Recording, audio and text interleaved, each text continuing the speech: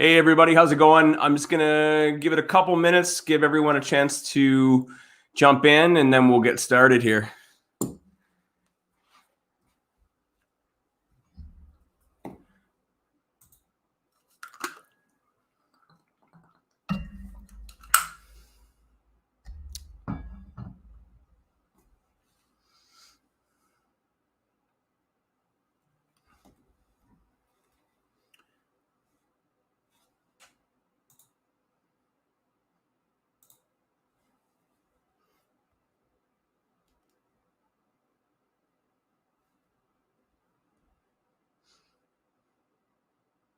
Let us know you're here as you're coming in too.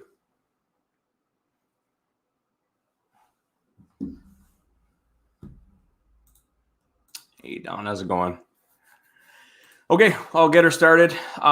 So today, Donna's not able to make it, unfortunately. So it's just myself, and it's also going to be James Knull. So James is he's an Alberta and a BC realtor, and he is very experienced with creative strategies. So we're going to bring him on today because we want to talk about the benefits of having a creative realtor on your team. And most people think that, like, well, I'm wholesaling or I'm doing, agreement for sales. I mean, why would I need a realtor? When actually they could be extremely beneficial. And also we're going to be talking about, for wholesaling, we're talking about RECA and landmines to avoid when you're, quote unquote, trading in real estate, or how to not trade in real estate. So there's some technicalities there you want to avoid to make sure that you're not getting into trouble. So I'm going to bring in James right now and start that discussion.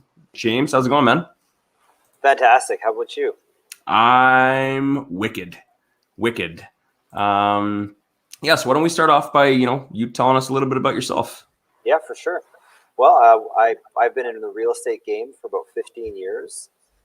Hey to everybody who's tuning in. I own the Mogul Realty Group, and we're a real estate team. We focus on almost exclusively deals for investors, with investors. First and foremost, we founded in Edmonton. That's our home. That's our backyard. And then we've expanded into the Vancouver market as well. We deal with a ton of Vancouver clients who buy property in Edmonton, which is how we planted our Vancouver roots. And now we're in Vancouver selling properties to Vancouverites. I personally own over 250 rental units in Edmonton and a few in Vancouver now. So I know what it's like to be an investor, and I know what it's like to help investors through their deals. So there's a lot of experience. Our corporate philosophy, our tagline is work hard, play hard, live well. And, that's how we do business. That's how we service our clients. That's how we operate as realtors. It's all about finding that balance in life. Oh, well, thank you, Dream. Look at that, getting compliments from the crowd. Big Just shout out to pumping you up, man. Pumping you up. Love it. It's making my day already. Oh, and Austin's here too. Right on. We got a couple of Austin. look at that. We got some of the moguls are tuning in. That's what we call the realtors on the team, the moguls. So, I'm getting all sidetracked because everybody's just distracting me with all these thumbs up. I love it. I'm assuming this is another one here, this mysterious Facebook user. That's Cindy. I mean, it'd be pretty awesome if somebody who didn't work for me was calling me boss. That would, I'll take that. Look, I'm even getting a like from our colleagues. So I'm in the Vancouver office today. This is Eric.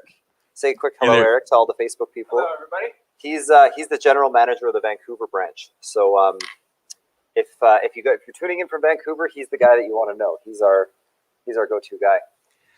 Anyways, I'm assuming I'm assuming the weather is much nicer in Vancouver right now. It's you know what? We don't have the cold. There was supposedly snow in Vancouver yesterday, and I'll tell you, Vancouver's snow, being a Canada or an Edmonton guy, I definitely was like, this is what you were all worried about. Hey, it was like, I live on the 35th floor of a building downtown in Vancouver, and I was high enough up that I could see the snowflakes.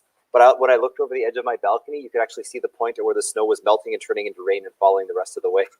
That's pretty cool. So yeah, it was a cool view, but I was like, okay, I don't think it counts as snow if it melts before it hits the ground. Probably not. So many different directions we can go with this because there's so many different things to touch on. Man, You know, the beautiful thing is the creative conversation is a big conversation. So I don't know about you, Wayne, but I like to be interactive with the people that are watching. So I don't want to absolutely. derail your plan here. But if somebody has a question while Wayne and I are talking, don't feel shy about holding it till the end. Just throw it into the conversation, and we'll try to speak to it in real time. Wayne's to his credit, there's a guy who knows how to think on his feet. So I think we can just have an organic conversation. How do you feel about that? Absolutely, absolutely. Because we're going to be touching on a bunch of different things, and we might move real quick. So yeah, get your question in, and then that way, if you have additional questions, we can kind of get it on the fly as well. So I'm watching the comments. You know, if you know, as I see it, if it's applicable, I will pull it up and we'll answer it for sure. Love it. You know what? I think a good place to start is, you know, just the benefits of having a creative realtor on your team. You know, because I know that you guys at Mogul, you guys have in the past and recently, you guys have always had those deals of the month or something like that. And it's all, a lot of them have creative aspects to it, whether it be an agreement for sale or any other seller financing. So do you want to touch on the benefits, you know, of again, having someone on your team that understands it? Absolutely, yeah. I mean, as a realtor team, we do, on a slow month, it'll be one or two. On a busy month, it'll be as many as 4 or 5 creative deals come through our office. So we're no stranger to getting them set up. And, you know, I'd say probably one of the first benefits of using a realtor to help set up a creative deal, assuming they know what they're doing. And I mean, obviously, we know how to do it here at Mogul. We have sessions with Barry all the time, keeping our skills sharp. But, you know, there's also other realtors in the Edmonton market who do know a thing or two about creative deals, agreement for sale. I mean, I'll toot our own horn and say they're probably not quite as good at it as we are, but hey, you know what? There are realtors that know how to do this stuff. So, yeah. Assuming big, huge like caveat, either your realtor's got to have experience and knowledge in setting up a creative deal. Otherwise, they might be more of a harm than an asset. Absolutely. Now, the thing that we can do is the paperwork's complicated. You know, even those of you who have been to, you know, some of Barry's courses and whatnot, and learn the basics. It's one thing to learn the basics in a classroom setting. It's another thing to have somebody who has a legal fiduciary duty, which is just a fancy way of saying the realtor's got a legal obligation to put your best interest first, to make sure that in real time, in the field, in action, while a deal is happening right now, you've got somebody who knows what they're doing, making sure the deal's put together in a way that protects your best interests. So, you know, that's awfully nice to have in your corner. The second part about having a realtor, besides deal setup, is just having an accountability to make sure the deal happens. Sometimes, you know, you can write a contract with a private individual, but you know, if depending on how you want the deposit structure, depending on who holds the paperwork, if an official real estate contract gets submitted to a real estate brokerage, it's a lot harder for any side to engage in any foul play because there's basically like a referee. There's a licensed body. There's an individual there. There's a brokerage that's holding that deal, and that, you know, it's really tough for anybody to do anything fishy when a brokerage is involved. The third thing that a realtor can do is we can actually help you find the deals. So, you know, I know that a large part of the creative deal crowd is definitely the do-it-yourselfer crowd, which is awesome.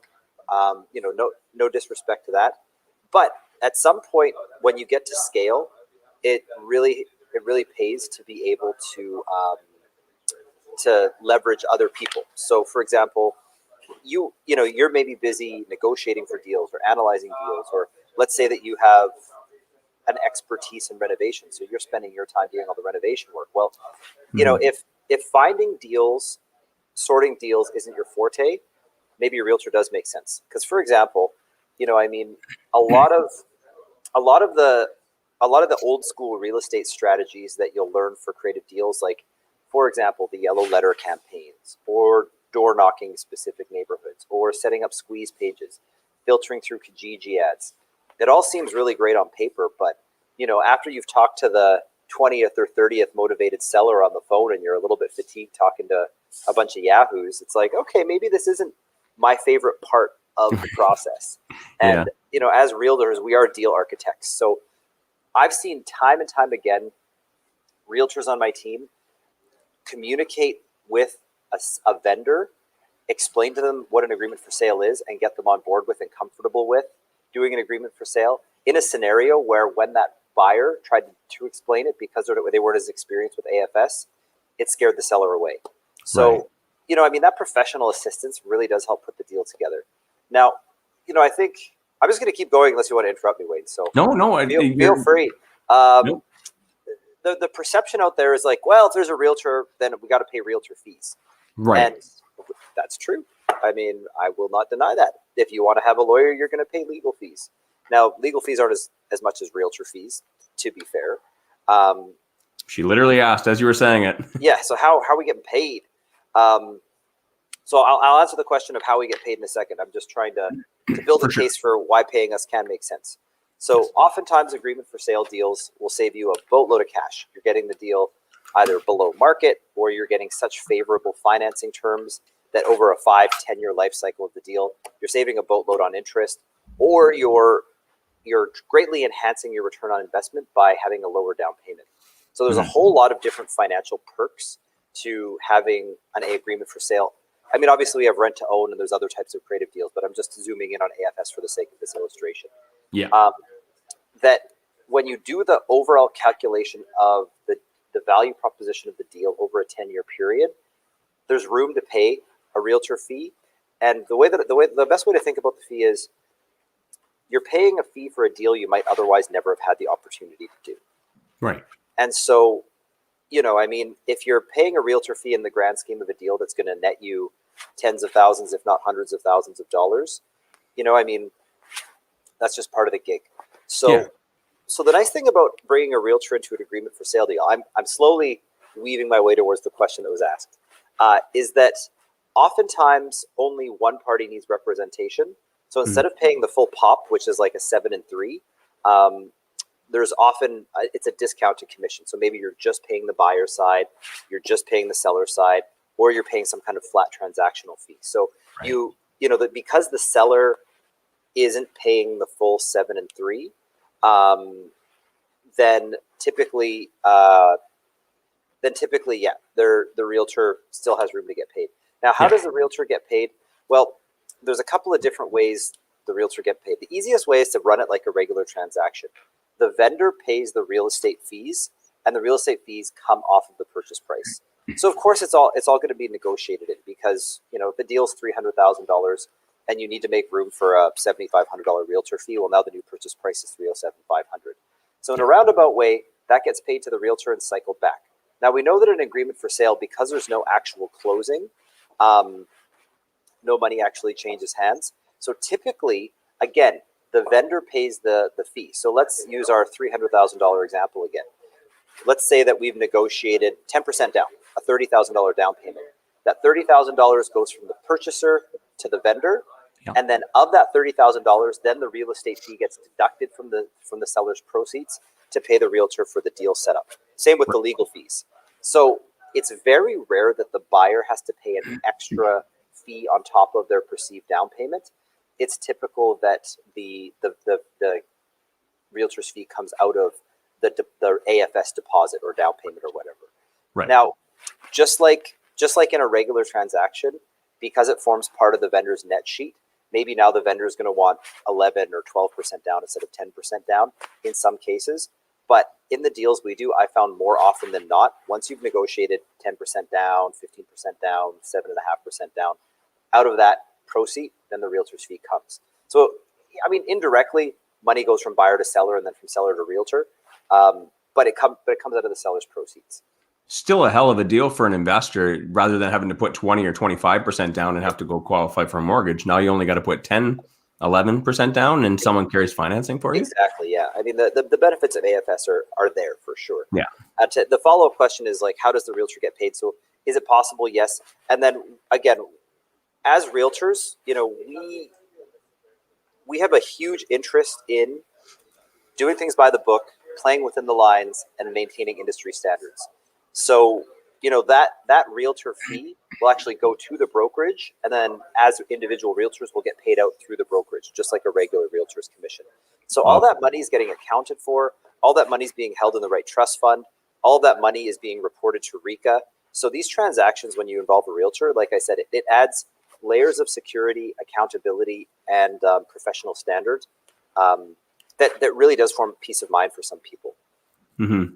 So let's talk about like the benefits for a seller. Say I'm a client of yours and I've got a property, I'm thinking about selling it. What benefits are there for me listing it with you with seller financing options? Yeah, so again, same asterisk, the realtor's got to know how this works. Mm-hmm.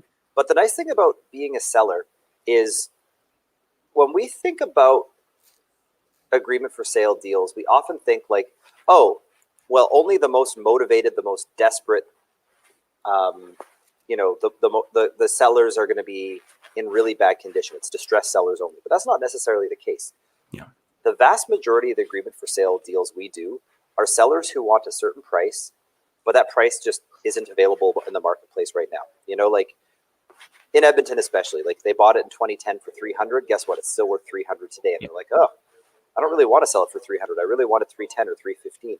Mm-hmm. The seller is not necessarily distressed in terms of being underwater or in massive debt or in any real financial trouble. They want a higher price for the property than the market will bear today, and they're willing to wait for it. Yeah. So those are actually the best sellers to get, because as an investor, now you're not dealing with somebody who's super distressed. You're not adding a bunch of points of failure into the transaction because you're dealing with a seller who's in a weird situation.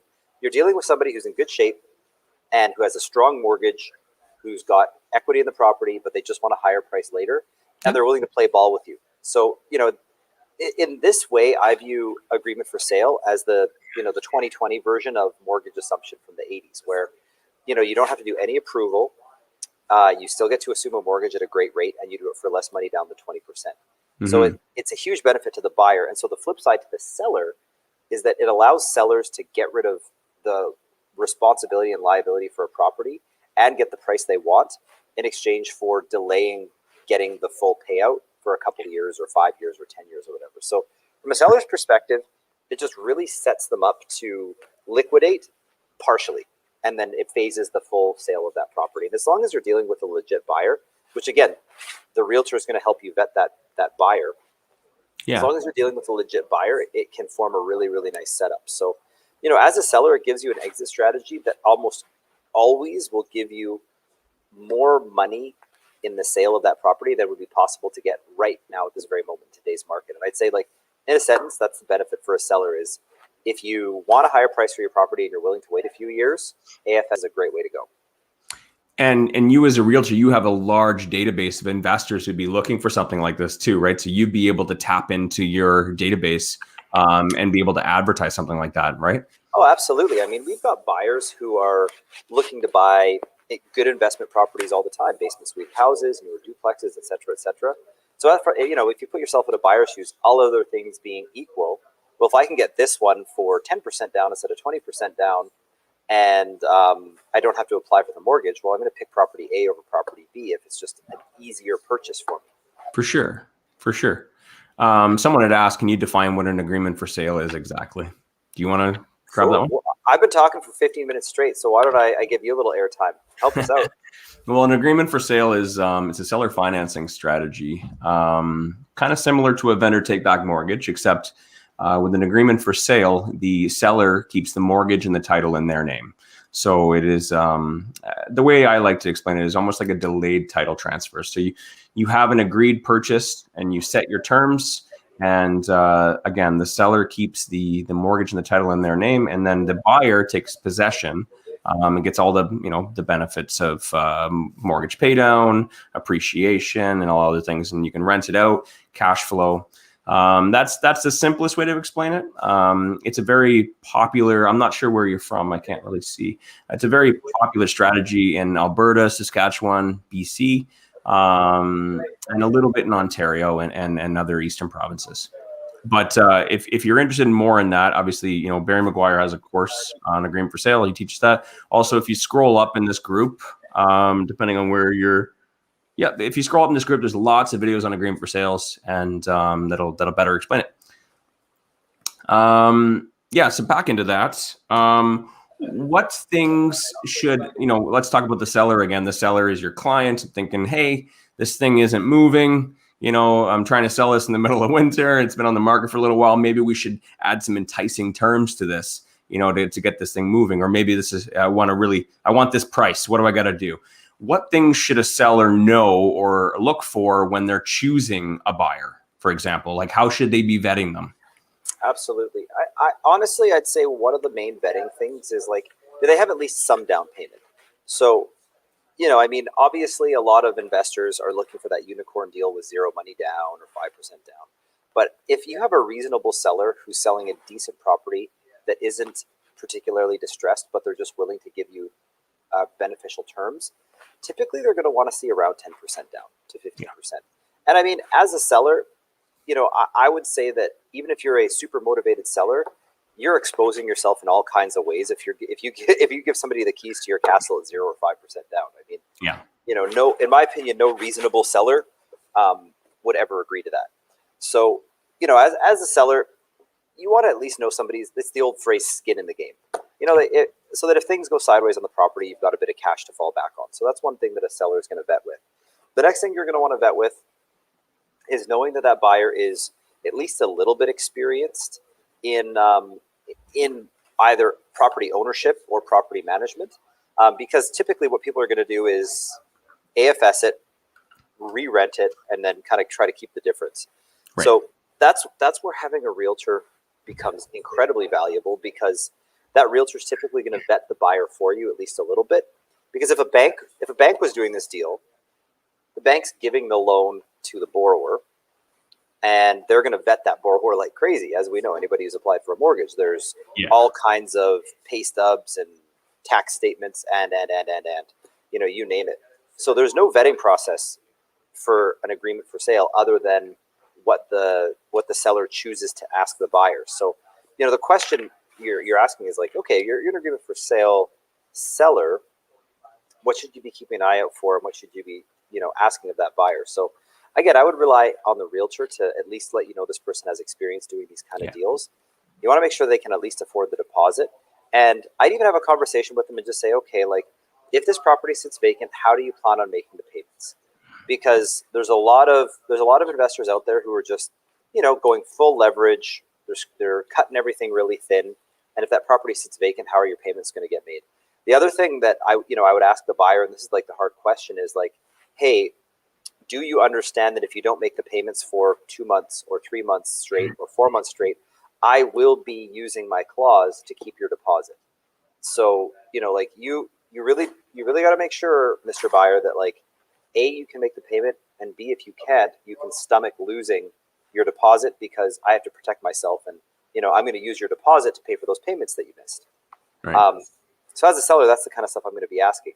Now, as a buyer, which I'm sure most of the people on this call are, you might be puckering a little, saying like, well, hey, I want to get a place at 0 down, and if I screw it up, I don't want to be held accountable to it at all. Well, don't we all? But, if you want to buy a high quality property that's in great shape from a seller who's kept it in really good condition, maybe it already has great tenants in it, well, you're going to be held to a slightly higher standard than somebody who has life problems where their property is in a total disaster, and they're willing to take a bigger risk to work with you. So, I mean, it's like AFS kind of at a higher level where, okay, you're not getting the 0 down, but you're still getting access to some really premium level properties with no mortgage approval and less than 20% down, which is pretty sweet. For sure. Why don't we transition into rent to own a little bit? Is there anything that a realtor can help with as far as like rent to own, selling it as a rent to own or anything along those lines? Yeah. So the nice thing that a realtor can do, I'm sure somebody's going to pop in the question, what's a rent to own? So we'll maybe we should answer that first. So let's just get ahead of that question before somebody asks it. So a rent to own is it's similar to agreement for sale, but it's a little bit different, where the name is quite descriptive, where the purchaser enters into a rental agreement with the vendor, and the part of that agreement says that at the end of the lease term, the tenant buyer has the right to purchase the property at a predetermined price. So that's the to own part. And then the rent part is everything leading up to that point involves that purchaser paying the owner rent. And typically the rent is set at a rent that's higher than market, and a portion of that rent goes into a fund that then forms part of the down payment at the end of that term. So it's a really nice way to help people who are working on building their financial borrowing power to help them get into a buying position a couple of years ahead of schedule Mm-hmm. and build up their financial buying power while still getting the pride of ownership in the asset and taking advantage of some of the benefits of owning the asset. So how does a realtor set that up? Well, realtors kind of get to help in two ways, which is really exciting. So number one, as realtors, we very often run across folks who can't afford to buy. They think they can, but for any number of reasons, their buying power isn't quite there yet. Mm-hmm. And so because their buying power isn't quite there yet, they may need a creative solution to purchase now instead of waiting 2 or 3 years. So we get access to tenant buyers quite a bit. We encounter them quite often. From a vendor perspective, same thing. We can talk to vendors and say, hey, you're not going to get the price that you want today, so would you consider a rent-to-own type of option? So the thing about rent-to-own that is, I would say, more complex than agreement for sale is with agreement for sale, you are coordinating between a buyer and a seller, whereas in an agreement for sale, you have to find a buyer and a seller, but that buyer also has to be like a tenant buyer. So there's an added layer of complexity on the buy side and an added layer of qualification on the buy side. So we can kind of orchestrate bringing that all together. And the same thing, it's really easy to talk about it in a classroom setting, but every deal is unique and different.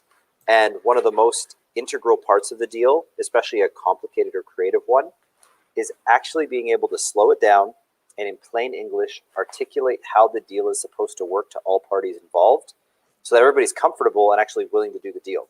Right. Because, same as with the agreement for sale.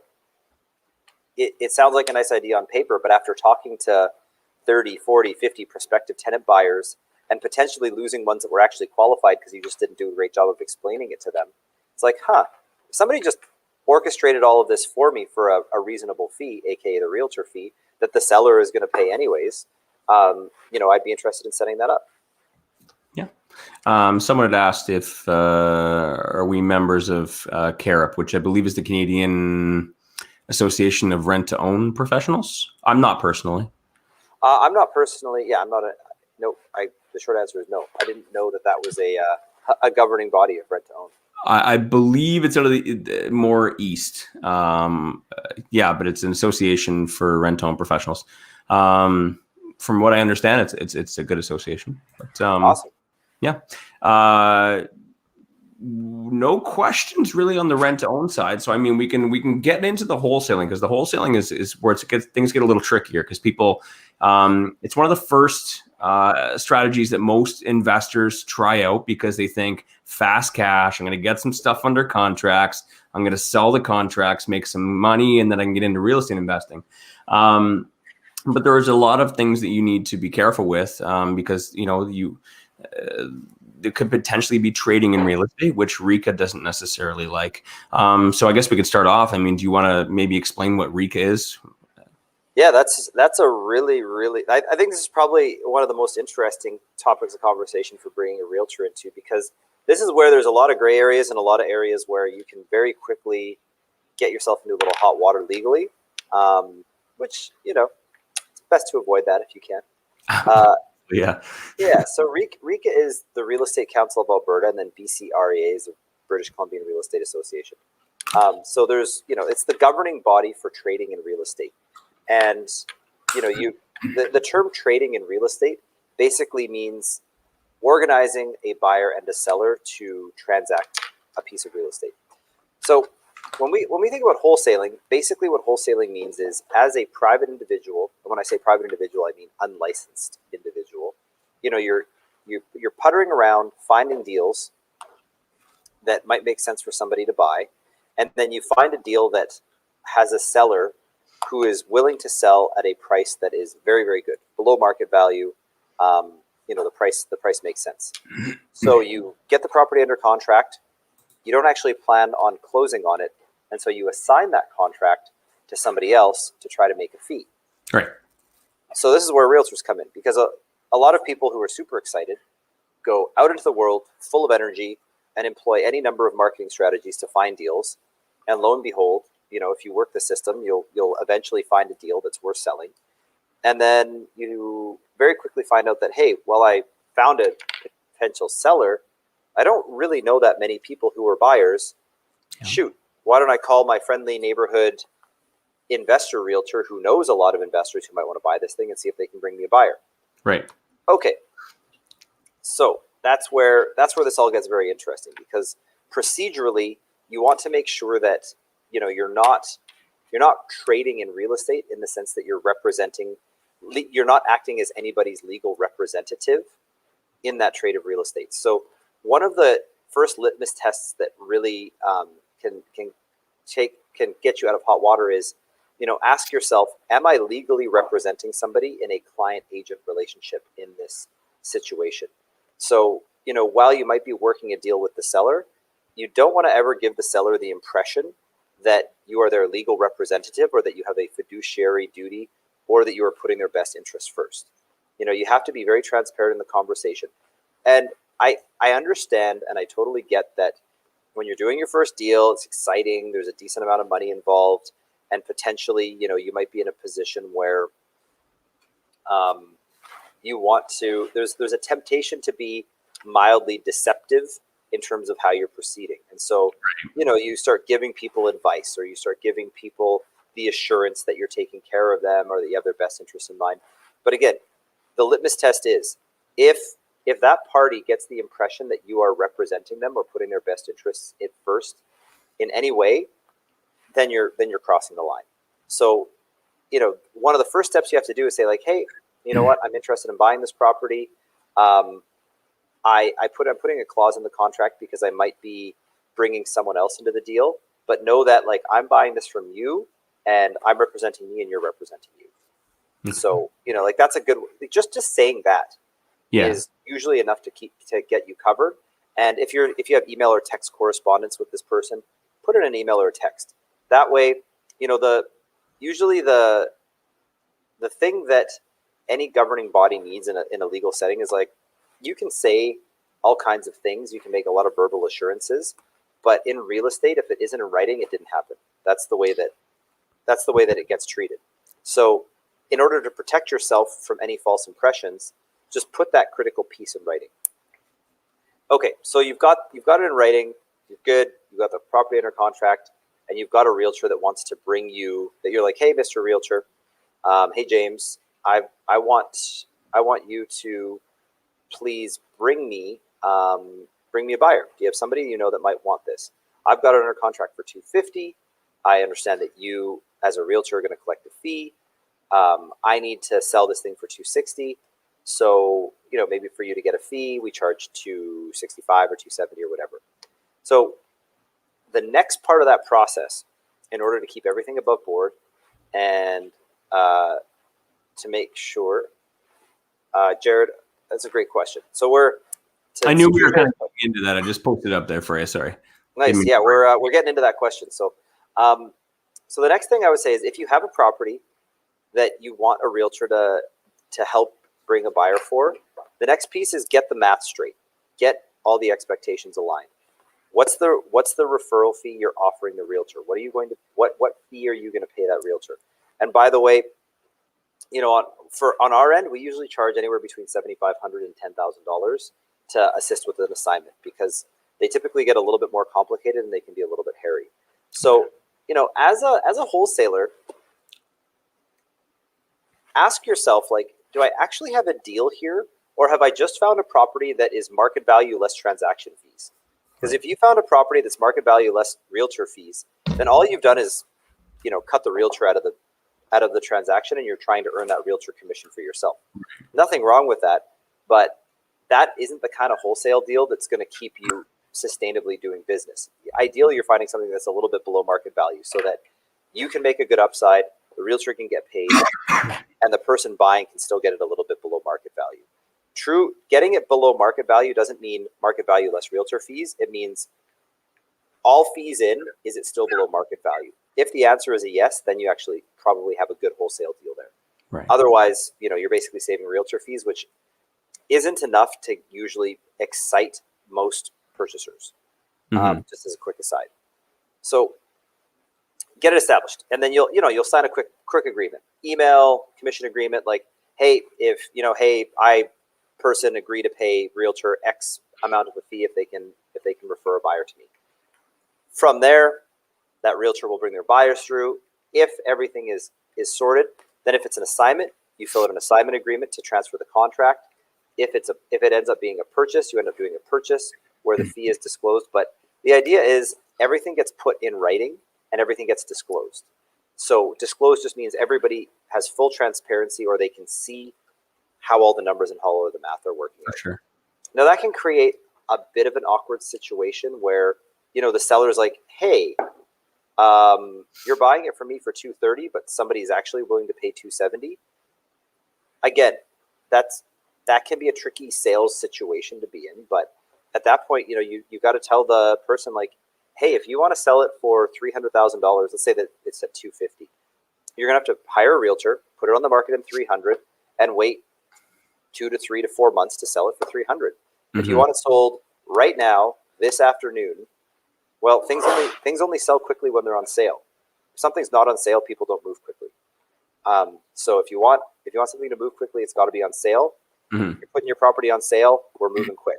This money will be in your pocket in a week or in 2 weeks. So that's the art of a good wholesale is, right.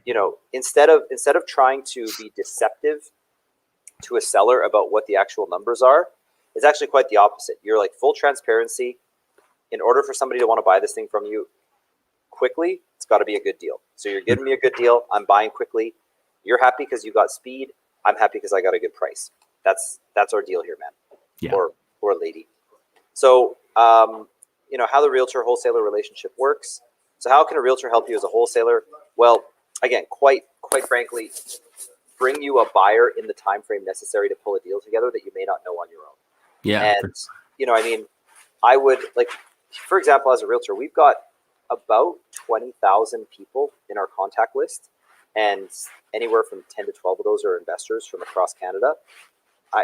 I would say that we have a much higher likelihood of finding someone to take a good deal quickly than, the average wholesaler who maybe knows their local group of a couple of dozen investors coming to Mogul Mastermind or RAIN or whatever networking event of choice you prefer to go to. So, and you're a reliable and reputable source too, right? And it's not just some random person being like, hey, I got some deal. Well, you add an extra layer of reliability, right? Yeah, that's a great point too. It adds that vetting to it. So it's like, instead of, like, say that you're on one of the many real estate forums. It's like, this guy on the forum said this was a good deal. Versus, okay, so a realtor took this, they ran the comparables, they vetted the price. All of the funds are going to transfer through the brokerage. All the paperwork is going to be enforceable. As a wholesale buyer, where's this deposit going? If this deal doesn't go well, am I going to get my deposit back? Am I actually going to get keys to this property on closing day? Like, as the wholesaler, same thing. Like, if this seller starts acting weird, are they going to be accountable to close, et cetera, et cetera? Like, as soon as you get a realtor involved, like, you've got that really ironclad entity, which is the brokerage, to make sure everything goes the way it's supposed to. Absolutely. And it takes a lot of that stress out of the equation. So, again, I echo my statement that if the price you've got it under contract for is just market value less realtor fees, it's not really a deal. If you want a legit wholesale deal, it needs to be below market after all fees are contemplated. Yeah, and that's a deal that as that we can sell like that. The other way that you can work together with a realtor is, as a wholesaler, typically what happens is you're talking to tons and tons and tons and tons of potential sellers, and not all of them are willing to sell for a deal. A lot of them are still going to want market value. And so what a lot of wholesalers do is they just let those people go. They talk to them. Nope, you're not willing to sell for 10 to 15% below market value. Get out of here. Yeah. We work with a ton of wholesalers. So this is a good comment for Jared. We work with a ton of wholesalers where, you talk to somebody for a couple of days and realize that they want to get market price for their property. And as a wholesaler, I am not willing to pay market price. So for your average wholesaler, that person just becomes a dead lead. They just disappear and are left to their own devices. But we pay out, standard referral fee of 25% commission for any referral that we get to a listing from a wholesaler. So, it really changes the conversation from, this person doesn't want to sell for cheap, so I have no real reason to be talking to them anymore, to like, oh, well, if you want to get market value, you need to put it on the market. and the best person to put it on the market is a great realtor. So talk to this realtor and they might be able to help you out.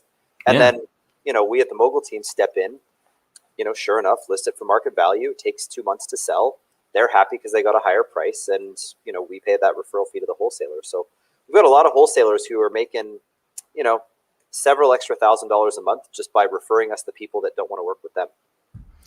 Because as soon as they leave, I mean, they're just going to Google Edmonton Realtor. You know what I mean? If they have a card right there or a referral, they're probably going to call that person first before they just go call some random person that they don't know. Yeah, exactly. I mean, this person that came to my house seems like an expert. He's a real estate investor. So he must, whoever he's referring must be good, right? Yeah. And I mean, some people they don't want to talk to realtors, but I always say, like, if you want market value, you got to put it on the market. Yeah. If you're poking around on Kijiji, that's like the real estate equivalent of a garage sale. Like you're just hoping somebody shows up, and everybody that shows up is going to be lowballing you and trying to dicker on price.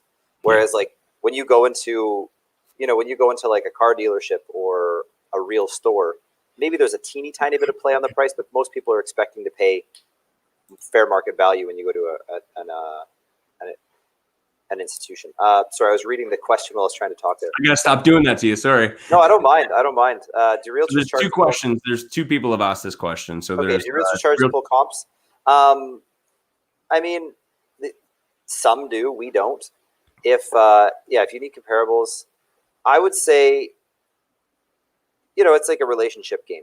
Like if you're constantly asking a realtor to pull comparables, but you haven't brought them a deal in months and months and months, and you haven't referred them somebody that turns into a listing, it's all about creating balance in the universe. So most realtors, like for myself, I have several wholesalers that I'll pull comparables for all day long, but they're also sending me a couple of referrals every month that turn into listings that we end up selling.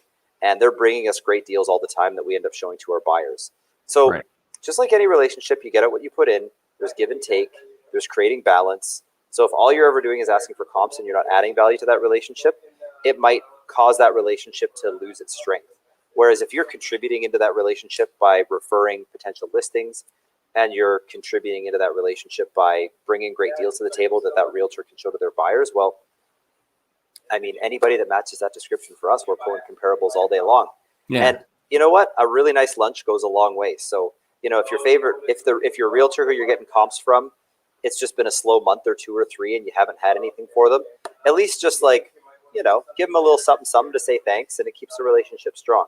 And that doesn't just apply to a wholesaler realtor relationship. Like every business relationship, it's got to be balanced or it starts to wither. Yeah.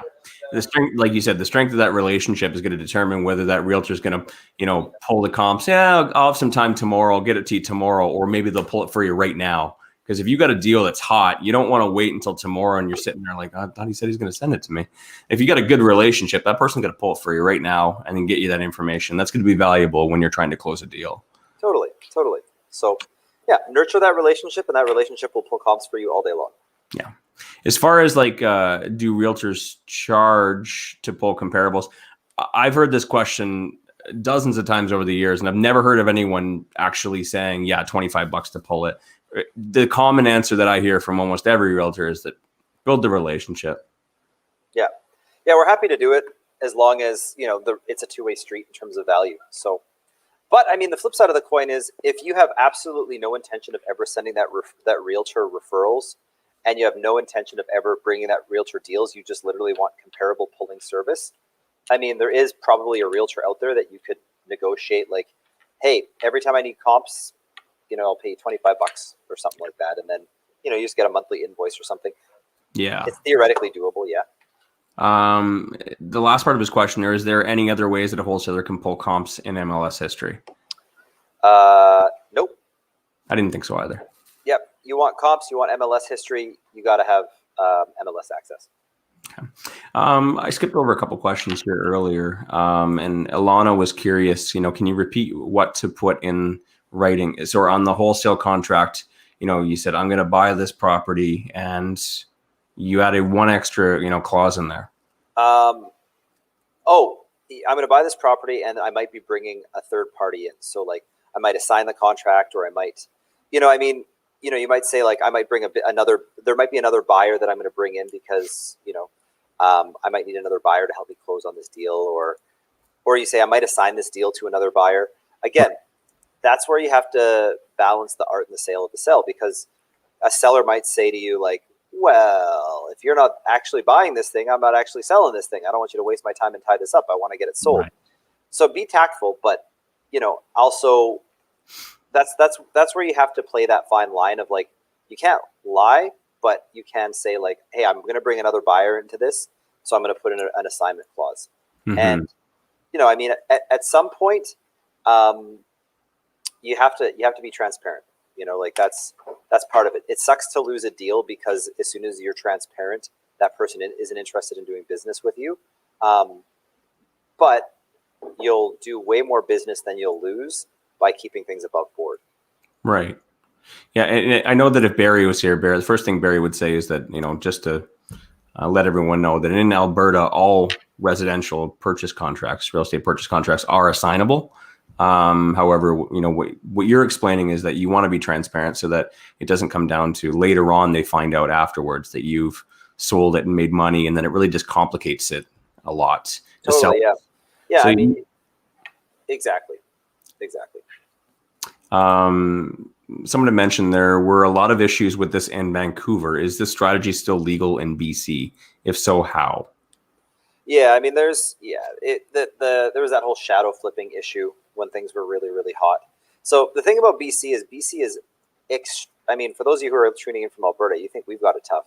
BC, in terms of disclosure, paperwork, putting things in writing, getting all client to consent in writing, the regulation in BC is at a whole order of magnitude higher than it is in Alberta.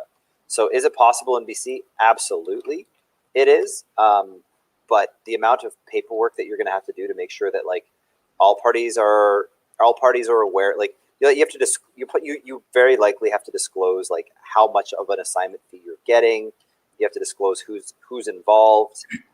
Each of those people are going to have to fill out FinTrack information, et cetera, et cetera. So again, same thing. You have to make the narrative about you're paying for speed. If you want this thing closed in a couple days, that's going to cost you giving us a discount. Otherwise, put it on the market, wait a month for a buyer, wait another month to close. But if you want your money right now, speed costs, and this is the cost. Absolutely. Another person had asked, I believe it was Walter asked this, didn't know you could pay referral fees to someone not licensed. Is that allowed in BC and Alberta? Yeah, I thought that was the case too, but it's actually some brokerages that will and won't allow referral fees. So luckily through our brokerage, we can pay referral fees. Gotcha. Okay. Interesting. I believe Jared had another question here. Cool. Yes, here it is. I've seen so many wholesalers in the States calling realtors directly about potential deals on the MLS. Is that more of a strategy that works in the United States only? I don't see how getting deals off the MLS through Realtor as a wholesaler would make much sense, and not only in the Calgary market, but the Canadian markets in general. So I believe he's asking, does it make sense to be trying to lock up deals on MLS? Is there any deals that could be had? I mean, theoretically, there's always sellers on MLS that are willing to go way below market.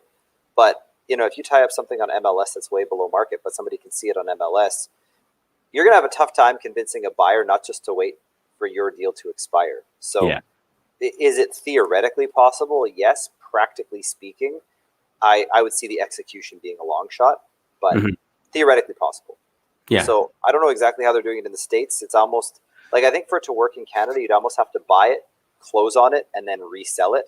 Because as long as it's available on MLS, I think the average buyer is going to say, well, I can just go buy it from the seller for this much. Why would I pay you a fee to get the thing I could get from the buyer?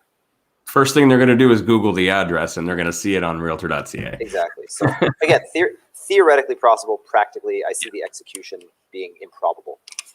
Yeah, absolutely.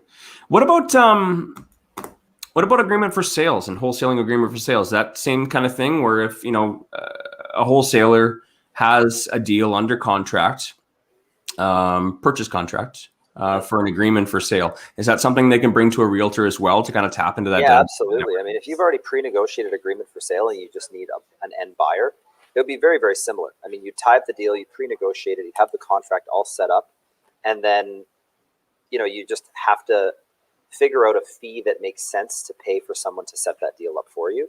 But I mean, the value of connecting a vendor and a seller is, I mean, that's the most, like, without that connection in the middle, there's no deal.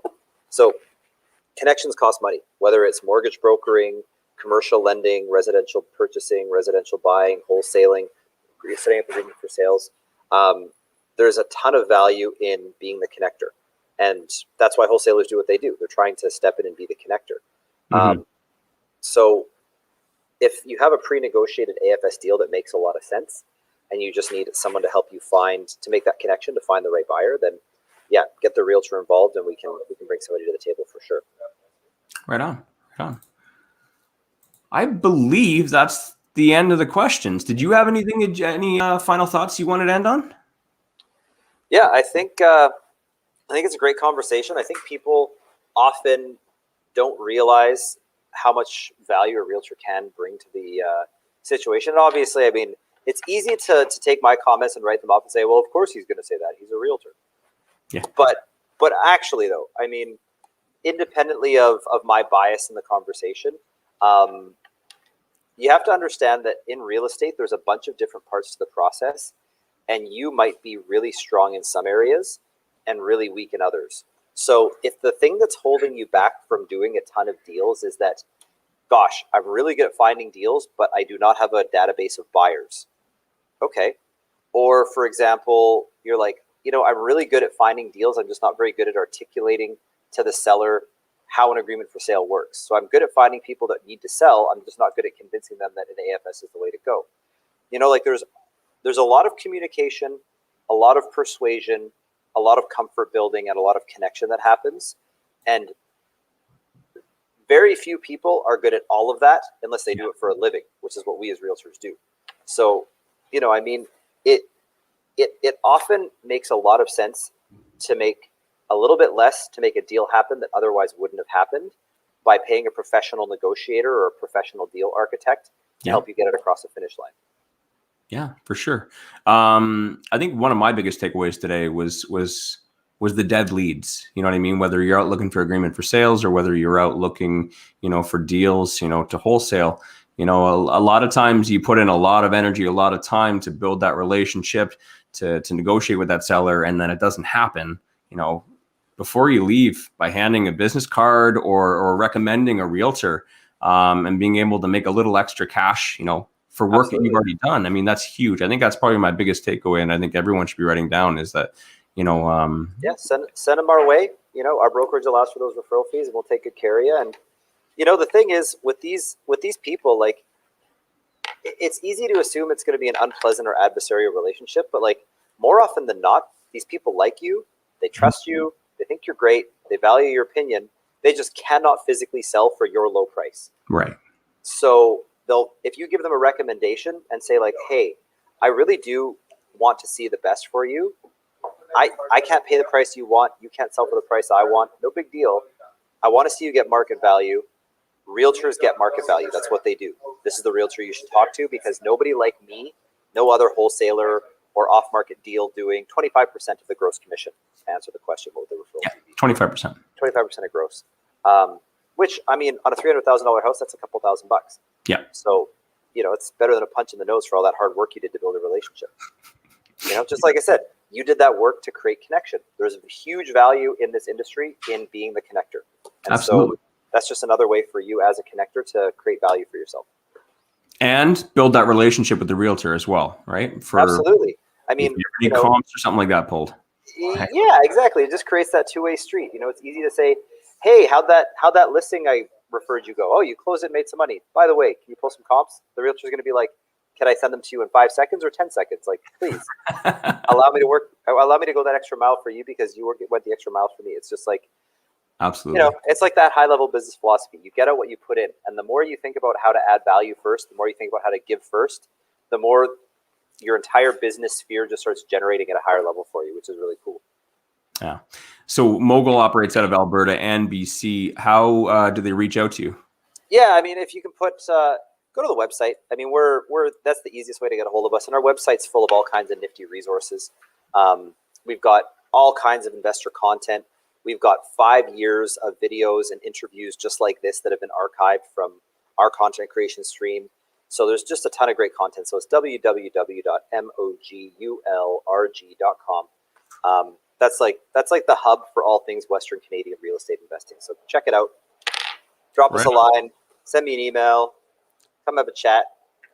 And if you guys want to come to our monthly networking event, we've kind of got Mogul Mastermind dialed into the point now using the breakout rooms and Zoom that we've got it pretty close to real life networking as you can get without actually being in real life. Yeah, it's amazing. It's amazing. Cool, man. Well, thanks a lot for doing this. Yeah, my pleasure. Appreciate the time. Thanks to everybody for tuning in. I hope you all are having a super night and get out there and get hustling. It's that time of year where a lot of people are thinking about selling. So if you're a wholesaler, roll up your sleeves and get her going. A couple closing notes. Obviously, you can see the ticker down below. Barry McGuire has a rent-to-own focus workshop coming up with special guest, the Olivers out of Ontario, and that's on Saturday, March 6th. There's a link there. Click on that to register. As well, Barry will be live on Thursday at 5 p.m. Mountain Standard Time. I believe he's doing Tales from the Trenches this Thursday. So look forward to that. Check it out. And again, thanks, James. Appreciate it. Somebody just asked for a repeat on the website. It's www.mogullrg.com. mogullrg.com. There we go. Thank you, Valerie. And yeah, Barry's focus workshops are the best in terms of bang for your buck. There's a lot of different options available nowadays for real estate education. Some of them are, they can be as expensive as the down payment on your first investment property, but Barry keeps it really affordable so that you can spend most of your money on doing deals. And it's the way to go. Learn first, then take a little action. Absolutely. Okay, man. Thanks again. Hey, thanks, man. Have a good one. You too.